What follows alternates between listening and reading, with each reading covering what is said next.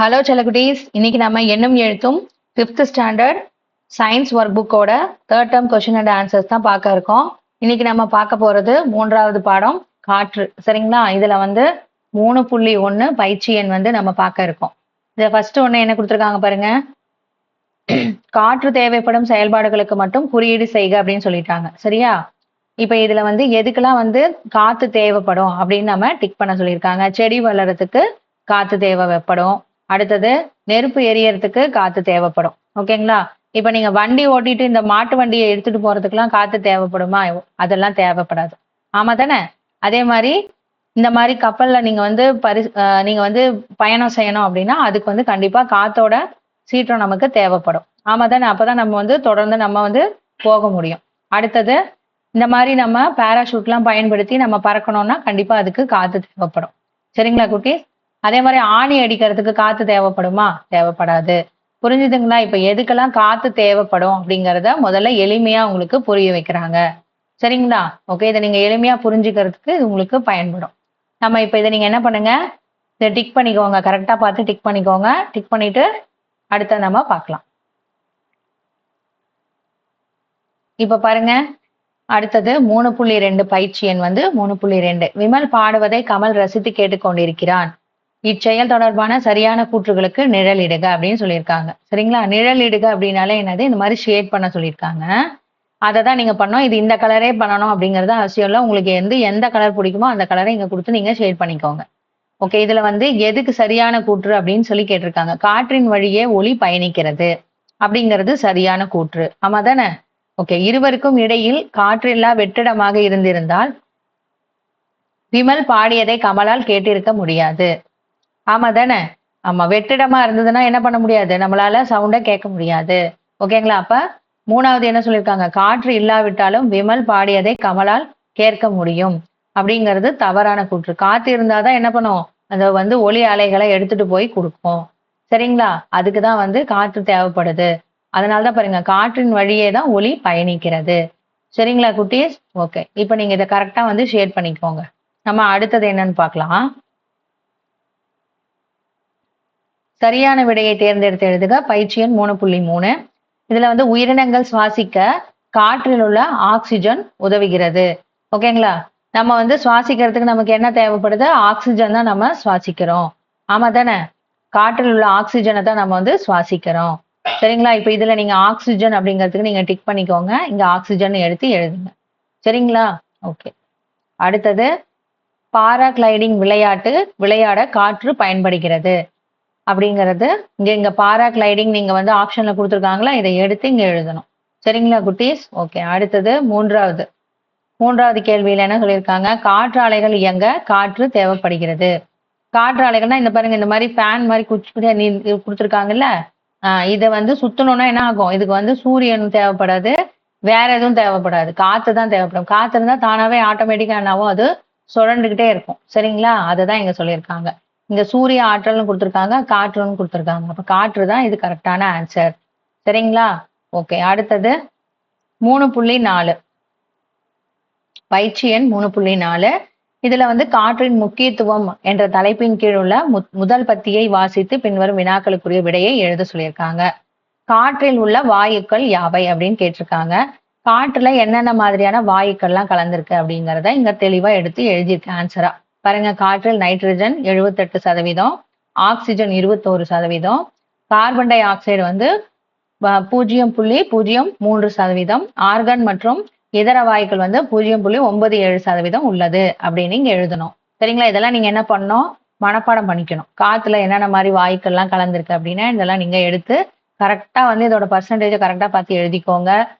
இதெல்லாம் பரீட்சையில இந்த மாதிரி கேள்விகள்லாம் உங்களுக்கு கேட்பாங்க. அப்ப நீங்க இதுக்கு ஆன்சர் எழுதும்போது தவறா எழுதாம கரெக்டா எழுதுறதுக்கு இது உங்களுக்கு பயன்படும். சரியா? சரி, இப்ப அடுத்த கேள்வி என்னன்னு பார்க்கலாம் வாங்க.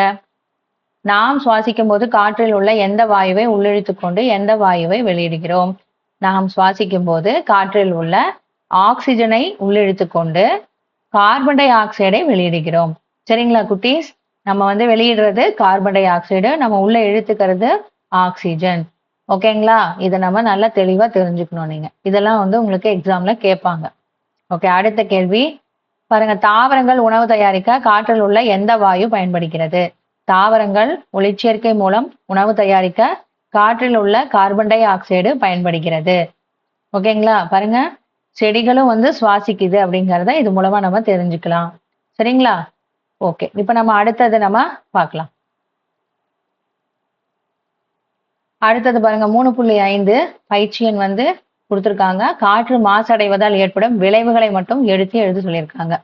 காற்று மாசடைவதனால என்னென்ன விளைவுகள் ஏற்படுங்கிறத இங்க ஆப்ஷனா கொடுத்துட்டாங்க. நம்ம இதுல இருந்து எடுத்து இங்க எழுதுனா போதும். சரிங்களா? பாருங்க, இங்க கொடுத்துருக்கேன், நான் வரிசையா ஒன்னொன்னா கொடுத்துருக்கேன். உலக வெப்பமயமாதல், சுவாச நோய், மெலிதாகும் ஓசோன் அடுக்கு, புராதன சின்னங்கள் பாதிக்கப்படுதல், அமில மழை பொழிதல், மண்வளம் பாதிக்கப்படுதல். சரிங்களா? ஓகே, இப்ப பாருங்க, இது எல்லாமே இங்க கொடுத்துருக்கிறது தான். ஓகே, அடுத்தது நாம பார்க்கலாம். நீங்க இதை என்ன பண்ணுங்க, பொறுமையா பார்த்து இதுக்கான ஆன்சரை கரெக்டா எழுதுங்க. எழுதிக்கோங்க. இப்ப நம்ம அடுத்தது பார்க்கலாமா? அடுத்தது பாருங்க, 3.6 பயிற்சி எண் வந்து 3.6 காற்று மாசுபாட்டை குறைக்கும் வழிமுறைகளை மட்டும் குறியீடு செய்ய சொல்லியிருக்காங்க.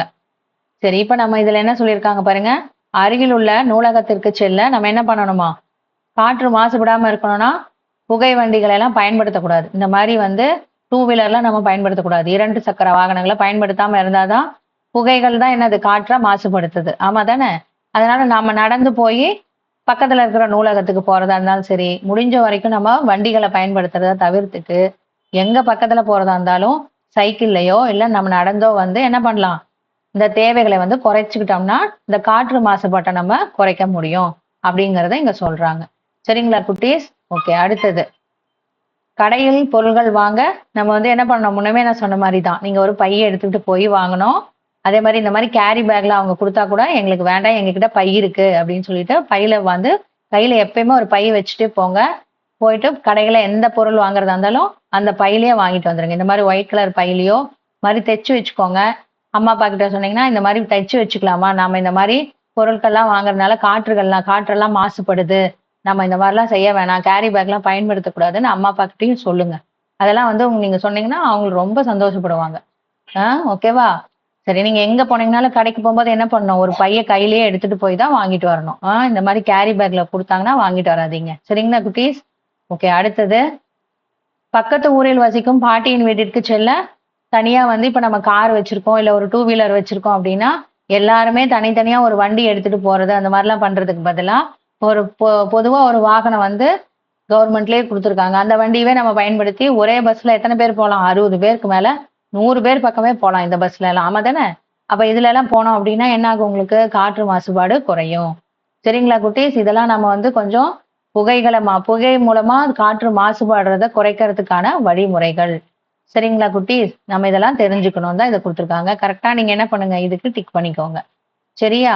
ஓகே, அடுத்தது நாம இப்ப பார்க்கலாம். இப்ப பயிற்சி எண் 3.7 படிப்பெண் எழுதுவேன்ல என்ன சொல்லியிருக்காங்க, பாடநூல் பக்க எண் 102, 103, 104 இதை வந்து நம்ம படிச்சுட்டு தான் இங்க இதுக்கான ஆன்சர் பண்ணணும்னு சொல்லியிருக்காங்க. காற்றின் மூலம் பரவும் நோய்களை எடுத்து எழுத சொல்லியிருக்காங்க. காத்து மூலமா என்னென்ன நோய்கள் வந்து பரவுதுன்னு தெரிஞ்சுக்கோங்க. பாருங்க, காச நோய், அப்புறம் தட்டம்மை, கபவாதம், சளி, காய்ச்சல், புட்டாளம்மை, இதெல்லாம் வந்து காத்துல வந்து பரவற நோய்கள். சரியா? அதனால நீங்க என்ன பண்ணணும், இந்த மாதிரி வந்து பக்கத்துல யாருக்காவது சளி இருக்கு காய்ச்சல் இருக்கு அப்படின்னா அவங்களுக்கு கண்டிப்பா என்ன பண்ண சொல்லுங்க, மாஸ்க் போட்டுக்க சொல்லுங்க. மாஸ்க் போட்டுக்கிட்டு ஸ்கூலுக்கு வர சொல்லுங்க. சரியா? உங்களுக்கு காய்ச்சல் இருந்தாலும் நீங்களும் மாஸ்க் போட்டுக்கிட்டு ஸ்கூலுக்கு போங்க. சரிங்களா குட்டீஸ்? அப்பதான் அடுத்தது மத்த குழந்தைங்களுக்கும் பரவாம இருக்கும். இப்ப இதெல்லாம் நீங்க தெரிஞ்சுக்கிட்டீங்கன்னா அதுக்கான ப்ரிகாஷனை நமக்கு பயன்படுத்திக்கலாம். சரி, இப்ப அடுத்தது நம்ம பயிற்சி எண் 3.8ல நம்ம என்ன கொடுத்துருக்காங்கன்னு பார்க்கலாம் வாங்க. தேடி திரட்டுவேன், கீழ்காணும் நகரங்களில் காணப்படும் காற்று மாசுபாட்டின் அளவை அட்டவணைப்படுத்துக. ஓகே, இப்ப பாருங்க, சென்னை, புதுடில்லி, மும்பை, கொல்கத்தா, பெங்களூரு இந்த மாதிரி கொடுத்துருக்காங்க இல்லையா, இந்த மாதிரி நகரத்தினுடைய பெயர்கள் கொடுத்துருக்காங்க இல்ல, இங்கெல்லாம் வந்து எவ்வளவு காற்று மாசுபாடு இருக்கு அப்படிங்கறத இங்க கொடுத்துருக்காங்க. பாருங்க, புதுடில்லியில எப்படி இருக்கா பாருங்க, மிக அதிகமா காற்று மாசுபாடு அங்க அதிகம். ஏன்னா அங்க வண்டிகள் வந்து நிறைய நிறைய பயன்பாடு வந்து அங்க அதிகமா இருக்கும், பயன்படுத்துறவங்களும் அதிகமா இருப்பாங்க. அதனால வந்து காற்று மாசுபாடு அதிகமா இருக்கு. மும்பையிலயும் ரொம்ப அதிகமா இருக்கு, கொல்கத்தாலயும் அதிகமா இருக்கு, சென்னையிலயும் பெங்களூர்லயும் தான் எங்க இருக்கா கம்மியா இருக்குன்னு சொல்றாங்க. அங்க காற்று மாசுபாடு குறைவா இருக்கு அப்படிங்கறத சொல்றாங்க. ஏன்னா வண்டிகள் பயன்படுத்துறது கொஞ்சம் குறைச்சிருக்காங்க. இப்ப வந்து எலக்ட்ரிக் பைக்லாம் கூட வந்துருச்சு இல்லையா, அதெல்லாம் நீங்க வாங்கி பயன்படுத்தினாங்கன்னா கூட கொஞ்சம் குறையும். முடிஞ்ச வரைக்கும் சைக்கிள்லயும் நடந்து போறது நல்லது. சரிங்களா? ஓகே. பக்கத்துல இருக்கிற இடங்களுக்கு நீங்க நடந்து போலாம். இல்லைங்களா குட்டீஸ்? நம்ம அதெல்லாம் செய்யலாம் தானே? ஓகே. அடுத்தது அதிக மாசுபாடு உள்ள நகரம் புதுடில்லி. குறைந்த மாசுபாடு உள்ள நகரம் பெங்களூரு அல்லது சென்னை. எது 2ல ஏதோ ஒண்ணு எழுதுங்க. சரியா? இங்க கேட்டிருக்கிறாங்களே இந்த அட்டவணையில இருந்து தான் இந்த கேள்விகளை கேட்டிருக்காங்க. இந்த 2 கேள்வி கேட்டிருக்காங்க. இப்ப இந்த மாதிரி அட்டவணை குடுத்துட்டு எழுத சொல்லிட்டு அதிலே 2 கேள்வி கேட்பாங்க. அப்ப அத இந்த மாதிரி நீங்க எடுத்து எழுதணும். சரியா? அடுத்தது படத்தை பார்த்து காற்றின் மூலம் பரவும் நோய்களிடமிருந்து பாதுகாக்கும் முறைகளை எழுதுக. பாருங்க நான் முன்னமே சொன்ன மாதிரிதான். பாருங்க சளி, காய்ச்சல், நமக்கு இருமல் ஏதாவது நமக்கு இருக்கு அப்படின்னா அது மத்தவங்களுக்கு அந்த தொற்று பரவாம இருக்கணுங்கிறதுக்காக முகக்கவசம் நம்ம அணிஞ்சிக்கணும். அதே மாதிரி கர்ச்சீப் எடுத்துட்டு போகணும். சளி பிடிச்சிருக்குன்னா நம்ம என்ன பண்ணணும்? கையில கர்ச்சீப் எடுத்துட்டு போய் அது நம்ம வந்து நம்மளுடைய தேவைக்கு அதை நம்ம பயன்படுத்திக்கணும். துணி அல்லது கைக்குட்டையை நம்ம பயன்படுத்திக்கணும். எப்பயுமே கைகளை வந்து சுத்தமா கழுவி சுத்தமா வச்சுக்கணும். சாப்பிட்றதுக்கு முன்னாடி கை கழுவிட்டு சாப்பிடணும். ஈவினிங் ஸ்கூல் விட்டு வந்தோம்னா கை கால் மூஞ்சிலாம் கழுவிட்டு அதுக்கப்புறம் தான் நீங்க என்ன பண்ணணும்? ஸ்நாக்ஸ் எல்லாம் சாப்பிடணும். சரிங்களா குட்டீஸ்? இந்த மாதிரி நல்ல பழக்கங்களை எல்லாம் நீங்க என்ன பண்ணணும்? ஃபாலோ பண்ணணும். எதுக்காக இதெல்லாம் உங்களுக்கு இங்க கொடுத்துருக்காங்க? இதெல்லாம் நீங்க தெரிஞ்சுக்கணும், பயன்படுத்தணும் அப்படிங்கிறதுக்காக தான் இங்க கொடுத்துருக்காங்க. சரிங்களா குட்டீஸ்? நீங்க இதெல்லாம் செய்யணும். சரி, ஓகே. இப்ப நம்ம அடுத்தது பார்க்கலாம். அடுத்தது பாருங்க, அந்த என் பக்கம் தான். இது வந்து மிஸ் கிட்ட கேளுங்க. மிஸ் வந்து ஏதாவது ப்ராஜெக்ட் மாதிரி உங்களுக்கு கொடுப்பாங்க. அதை இங்க நீங்க செய்யுங்க. ஓகேங்களா? சரி, ஓகே. அடுத்தது நம்ம பார்க்கலாம். அடுத்தது பாருங்க, பயிற்சி வினாத்தாள். இதுல வந்து சரியான விடையை தேர்ந்தெடுத்து விடைத்தாளில் நிழலிடுக. ஓகே, விடைத்தாள்ல நிழலிட சொல்லியிருக்காங்க. நம்ம ஷேட் பண்ணதான் சொல்லியிருக்காங்க. ஏற்கனவே நம்ம இதை பார்த்தது தான் இது. இது வந்து ஏற்கனவே இப்ப பார்த்தோம் இல்லையா? அந்த பாடப்பகுதியில இருந்து கேள்விகள் கேட்டிருக்காங்க. கீழ்காண்பனவற்றுள் காற்றின் பயன்பாடு அல்லாதது எது? எது? சூரிய மின்சாரம் தயாரிக்க. ஆமா தானே? அதானே கரெக்டான ஆன்சர். ஓகே. அடுத்தது பாருங்க, வகுப்பறையில் ஆசிரியரும் மாணவரும் உரையாடும் போது பேசும் ஒலியை கேட்பதற்கு காரணமாக இருப்பது எது? காற்று. ஆமா தானே குட்டீஸ்? ஆமா. ஒலியை வந்து எது எடுத்துட்டு போகுது? காத்து தான் எடுத்துட்டு போகுது அப்படின்னு இப்பதான் படிச்சோம். ஓகே. அடுத்தது காற்றின் உதவியோடு விளையாடப்படும் விளையாட்டுக்கள் எவை?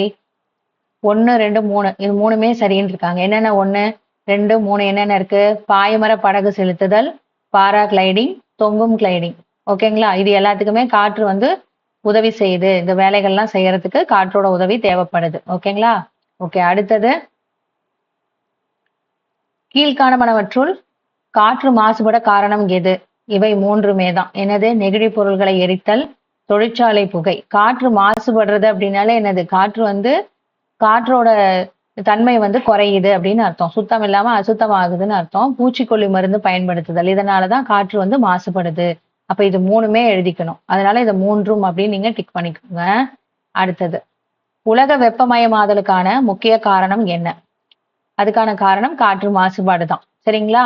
ஓகே. அடுத்தது காற்று மாசுபாட்டின் விளைவுகள் அல்லாதது எது? என்னது? சரியான அளவு மழை. ஓகேங்களா?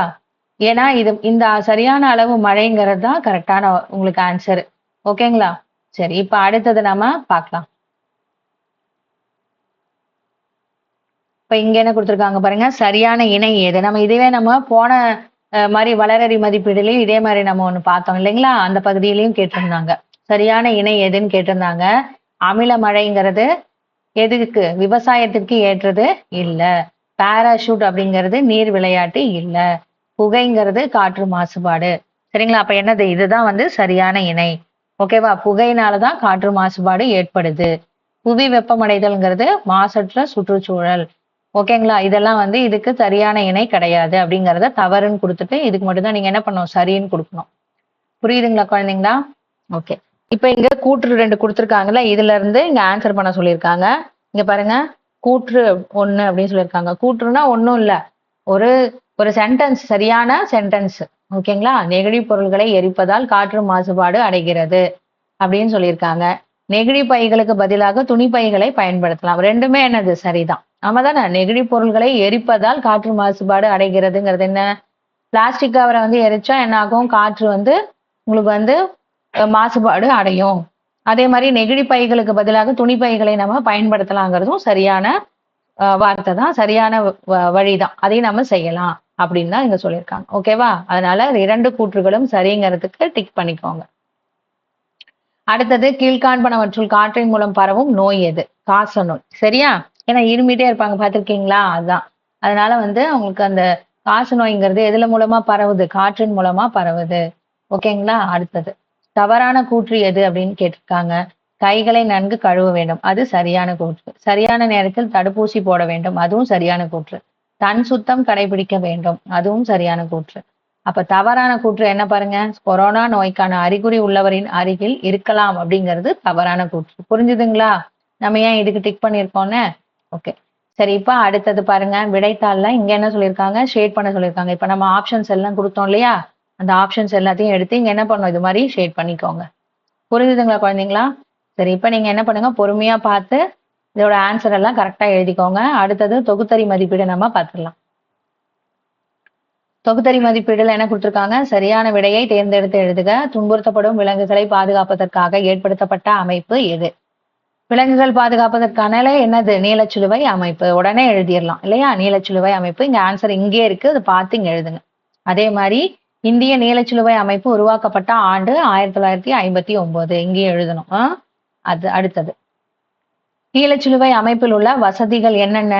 மருத்துவமனை, தங்கும் இடம், அவசர ஊர்தி சேவை. இது எல்லாமே அங்க இருக்கு அப்படிங்கிறதுனால இவை அனைத்தும் அப்படிங்கிறதுக்கு ஆன்சர் கொடுத்துருங்க. அடுத்தது இந்திய நீலச்சிலுவை அமைப்பின் தலைமை அலுவலகம் எங்கு உள்ளது? கிண்டி. நம்ம ஏற்கனவே படிச்சோம் தானே? ஆமா, கிண்டி, சென்னை அப்படின்னு எழுதிருங்க. நீலச்சிலுவை அமைப்பு எதன் நலனுக்காக ஏற்படுத்தப்பட்டது? விலங்குகள். சரிங்களா குட்டீஸ்? கரெக்டா இதை எழுதுங்க. ஓகே, அடுத்தது கோடிட்ட இடங்களை நிரப்புக. சுவாசிப்பதற்கு காற்றில் உள்ள ஆக்சிஜன் அவசியம். ஆமா தானே? ஓகே, இது கரெக்டா, அந்த ஆன்சரை கரெக்டா எழுதுங்க. ஆக்சிஜன் அப்படிங்கிறதுக்கு ஸ்பெல்லிங் தப்பா எழுதக்கூடாது. ஆக்சிஜன் கரெக்டா எழுதணும். அடுத்தது ஒலி பரவுவதற்கு காற்று ஊடகமாக செயல்படுகிறது. ஓகேங்களா? காற்றாலைகள் மூலம் மின்சாரம் தயாரிக்கப்படுகிறது. சரிங்களா குட்டீஸ்? மின்சாரம் அப்படிங்கிற ஆன்சர் கரெக்டா எழுதிக்கோங்க. சரி, அடுத்தது நம்ம பார்க்கலாமா? சரி, அடுத்தது பாருங்க. 4வது கேள்வி என்ன கொடுத்திருக்காங்க? காற்றில் உள்ள நைட்ரஜன் தாவரங்களின் வளர்ச்சிக்கு பயன்படுகிறது. மழை பொழிவதற்கு காடுகள் அல்லது மரங்கள் அவசியம். ஓகேங்களா? காடுகள்னு எழுதிக்கலாம், இல்லைன்னா மரங்கள். இப்ப நீங்க எக்ஸாம்ல போயிட்டு எது எழுதணும் அப்படின்னா இது ரெண்டுல ஏதாவது ஒண்ணு எழுதுனீங்கனாலே இதுக்கு மார்க் கொடுப்பாங்க. சரியா? சரி, அடுத்தது பொறுத்துகள் என்ன கொடுத்துருக்காங்க பாருங்க. கரெக்டா இங்க பாருங்க, நான் இங்க கோடு போட்டு உங்களுக்கு காமிச்சிருக்கேன். இங்க 1 2 3 4 போட்டும் கொடுத்துருக்கேன். நீங்க கரெக்டா பார்த்து, நீங்க கோடு போடணுங்கிறது அவசியம் இல்ல. இங்க 1 2 3 4 போட்டு இங்க ரவுண்ட் பண்ணி வச்சுக்கோங்க. சரியா? ஏன்னா இந்த எழுத்தோட இந்த நம்பரை நீங்க சேர்த்து நீங்க தெரிஞ்சுக்கிறீங்கல்ல, கன்ஃபியூஸ் பண்ணிக்கிறீங்க, அதுக்காக சொல்றேன். நான் கோடு போட்டு காமிச்சது உங்களுக்கு தெரியணுன்றதுக்காக. இப்ப ஜிம் கார்பெட் அப்படிங்கிறது உத்தரகாண்ட். அதுதான் அதுக்கான சரியான பொறுத்துக்களை நீங்க வரக்கூடிய ஆன்சரு. கிர் அப்படிங்கிறதுக்கு குஜராத். காசிரங்கா என்னது? அஸ்ஸாம். சுந்தர்பான் மேற்கு வங்காளம். கன்காங்கிறது மத்திய பிரதேசம். சரிங்களா குட்டீஸ்? கரெக்டா எழுதிக்கோங்க. அடுத்தது பாருங்க, வேறுபட்டதை வட்டமிடுக. இதுல பாருங்க, மாட்டுச்சாணம், இளநீர், பால், தயிர். இது வேறுபட்டது எது? இது 3மே சாப்பிடக்கூடிய பொருள், இது சாப்பிட முடியாத பொருள். அதனால இதுக்கு தான் ரவுண்ட் பண்ணும். அடுத்தது தயிர், வெண்ணெய், முட்டை, பாலாடை கட்டி. இது 3மே என்னது? பால் பொருட்கள். இது கோழியில இருந்து கிடைக்கக்கூடிய முட்டை. அதனால இது என்னது? தனியா வரும். புரிஞ்சுதுங்களா? இது மால்வி, காங்கேயம், பர்கூர், புலிக்குளம். இது 3மே என்னது? மாடுகள் வகையை சேர்ந்தது. இது வேற. ஓகேங்களா? ஷூ, புத்தகம், பெல்ட், தோல் பை. ஓகேங்களா? அடுத்தது இது என்னது? இது எல்லாமே பெல்ட், தோல் பை, ஷூ அப்படிங்கிறது எல்லாமே என்னது? பயன்படுத்தக்கூடிய பொருட்கள். இது புத்தகங்கிறது படிக்கிற புத்தகம். அதனால இது வேறுபடுது. சகிவால், சுருதி, நாக்புரி, முர்ரா. அதனால சகிவாலுக்கு நம்ம போட்டுக்கிறோம். சரிங்களா குட்டீஸ்? ஓகே.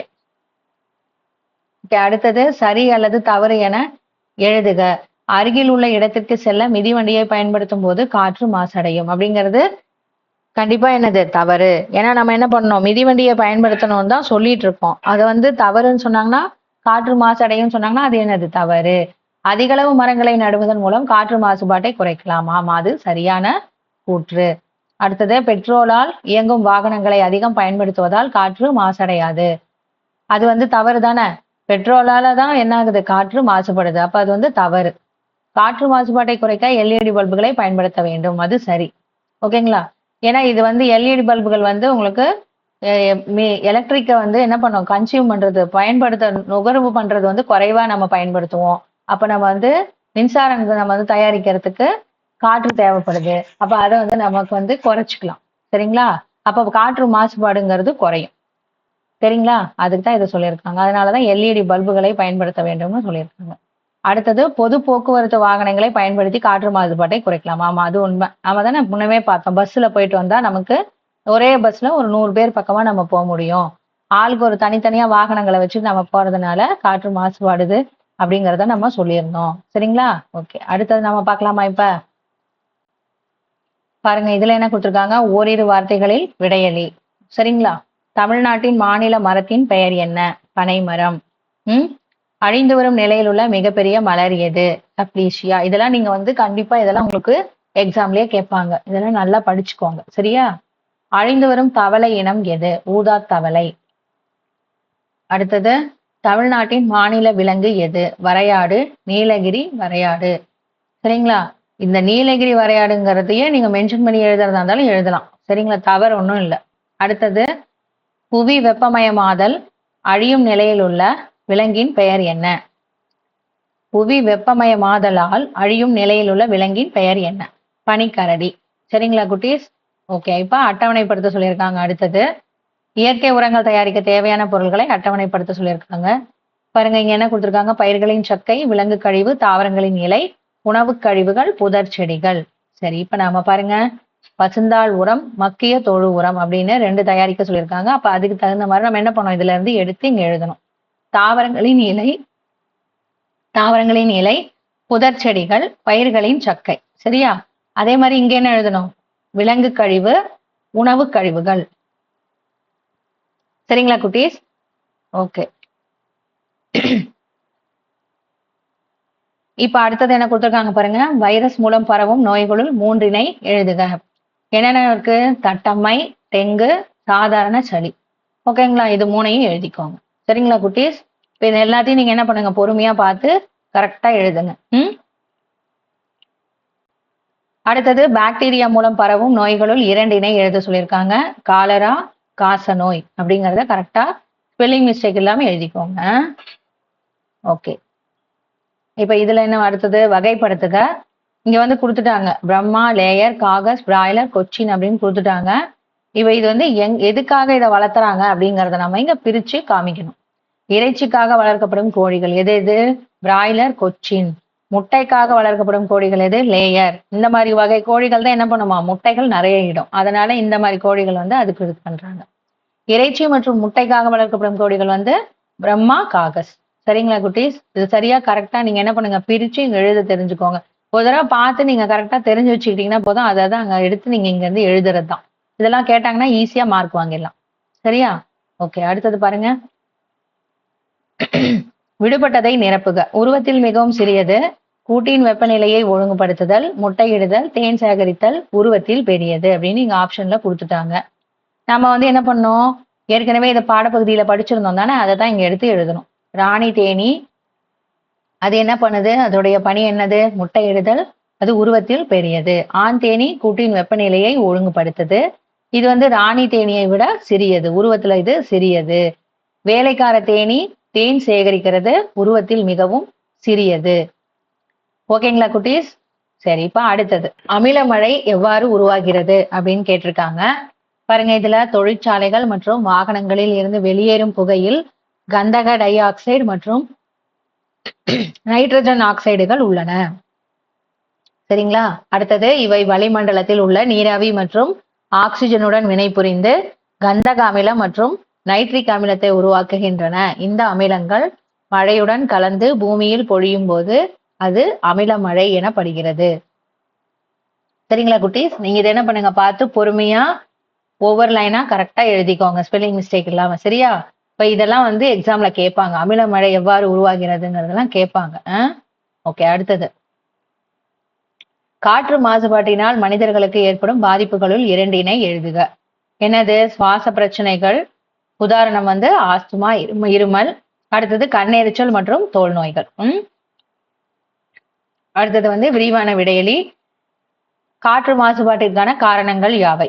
இதுல பாருங்க நான் கொடுத்துருக்கேன் பாத்தீங்களா? நான் முன்னமே சொல்லியிருந்தேன்ல, இந்த மாதிரி ஒரு ஹெட்டிங்க்கு சைடு ஹெட்டிங்க்கு ஒரு கலரும், இந்த மாதிரி நீங்க எக்ஸ்பிளைன் பண்றதுக்கு ஒரு கலரும் கொடுத்து எழுதிக்கிட்டீங்கன்னா, இங்க ப்ளூ கலர் கொடுத்து எழுதுங்க.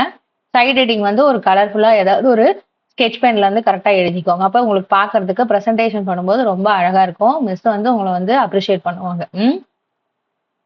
ஃபர்ஸ்ட் வந்து என்ன கொடுத்திருக்காங்க பாருங்க, தொழிற்சாலை கழிவுகள். தொழிற்சாலைகளிலிருந்து வெளியேறும் நச்சு புகையும் வாயுக்களும் காற்றை மாசுபடுத்துகின்றன. வாகன புகை, மகிழுந்து, பேருந்து மற்றும் லாரிகளிலிருந்து வெளியேறும் புகை ஒரு முக்கிய காரணமாகும். சரிங்களா? விவசாய நடவடிக்கைகளுக்கு பூச்சிக்கொல்லிகள் மற்றும் உரங்களின் பயன்பாடு நச்சுப் பொருட்களை காற்றில் பரவ செய்கிறது. காடுகளை அழித்தல், மரங்கள் வெட்டப்படுவதால் காற்றில் கார்பன் டை ஆக்சைடு அளவு அதிகரித்து மாசுபாடு ஏற்படுகிறது. சரிங்களா குட்டி? அது வந்து கழிவுகளை எரித்தல், பிளாஸ்டிக் மற்றும் இதர குப்பைகளை எரிப்பதன் மூலம் நச்சு வாயுக்கள் காற்றில் கலக்கின்றன. சரிங்களா குட்டீஸ்? இப்ப இதை என்ன பண்ணுங்க, இந்த கொஸ்டின்லாம் பெருசா இருக்கு, இவ்வளவு பெருசா எப்படி படிக்கிறதுன்னா யோசிக்காதீங்க. இதோட அர்த்தத்தை புரிஞ்சுக்கிட்டு கரெக்டா, இங்க சொல்லி இருக்கிறதோட அர்த்தத்தை கரெக்டா புரிஞ்சுக்கிட்டு அதை யோசிச்சுட்டு எப்படி மாசுபடுது, காற்று எதனால மாசுபடுது, என்னென்ன காரணம் முதல்ல அப்படிங்கிறத முதல்ல தெரிஞ்சுக்கணும். அதுக்கப்புறமா இதை நீங்க எக்ஸ்பிளைன் பண்ணியிருக்கிறத 2 தடவை படிச்சீங்கன்னா உங்களுக்கு புரிஞ்சிடும். சரிங்களா? ஓகே. இப்ப நீங்க என்ன பண்ணுங்கன்னா, இதெல்லாம் ஈஸியா மனசுல பதிய வச்சிடலாம். பொறுமையா முதல்ல என்ன பண்ணுங்கன்னா, பார்த்து எழுதுங்க. ஸ்பெல்லிங் மிஸ்டேக் இல்லாம கரெக்டா இந்த வீடியோவை பாஸ் பண்ணி வச்சுட்டு பொறுமையா எழுதிக்கோங்க. சரிங்களா குட்டீஸ்? ஓகே. இப்போ வந்து பாடம் முடிஞ்சுது. சரி, நீங்க என்ன பண்ணுங்கன்னா, நம்மளுடைய டெக்ஸ்ட் புக் கைட் சேனலுக்கு இப்போ இந்த மாதிரி வீடியோஸ் வந்து உங்களுக்கு கொடுக்கறது ரொம்ப யூஸ்ஃபுல்லா இருக்கு, ரொம்ப ஹெல்ப்பா இருக்குன்னா நம்மளுடைய டெக்ஸ்ட் புக் கைட் சேனலுக்கு லைக் பண்ணுங்க, உங்களுடைய ஃப்ரெண்ட்ஸ்க்கும் ஷேர் பண்ணுங்க, அவங்களும் இதை யூஸ் பண்ணிக்குவாங்க. ஓகேங்களா? அதே மாதிரி அம்மா அப்பா கிட்ட சொல்லி நம்மளுடைய டெக்ஸ்ட் புக் கைட் சேனலை சப்ஸ்கிரைப் பண்ணி வச்சுக்கோங்க. அடுத்தடுத்த நோட்டிபிகேஷன்ல அடுத்தடுத்த சப்ஜெக்ட்டுக்கான பாடங்களுக்கான உங்களுக்கு விடைகள் வந்து உங்களுக்கு கொடுத்துக்கிட்டே இருக்கும். நீங்க வந்து ஈஸியா ஆன்சர் பண்றது எல்லாத்தையும் என்ன பண்ணலாம், உங்களோட ஒர்க் புக்ல எழுதிக்கலாம். சரிங்களா குட்டீஸ்? ஓகே, நம்ம நெக்ஸ்ட் வீடியோல பார்க்கலாம். குட்டீஸ், இன்னைக்கு நாம இந்த வீடியோல பார்த்து நீங்க நிறைய புதுசா கத்துட்டு இருப்பீங்கன்னு நாங்க நம்புறோம். மேலும் இது உங்களுக்கு பிடிச்சிருந்தா இந்த வீடியோவுக்கு ஒரு லைக் போடுங்க. நீங்க இன்னும் நம்ம டெக்ஸ்ட் புக் கைட் சேனலை சப்ஸ்கிரைப் பண்ணலனா உடனே உங்க அப்பா அம்மா கிட்ட சொல்லி சப்ஸ்கிரைப் பண்ண சொல்லுங்க. அப்பதான் நாங்க போடுற அடுத்தடுத்த வீடியோக்கள் உங்களுக்கு உடனே வந்து சேரும். நீங்களும் பார்த்து வரக்கூடிய அனைத்து பாடங்களையும் கத்துக்க முடியும். அடுத்த வீடியோல இதே போல ஒரு பயிற்சி பாடத்தோட நாங்க உங்களை சந்திக்கிறோம். டாடா, பாய் பாய். Take care.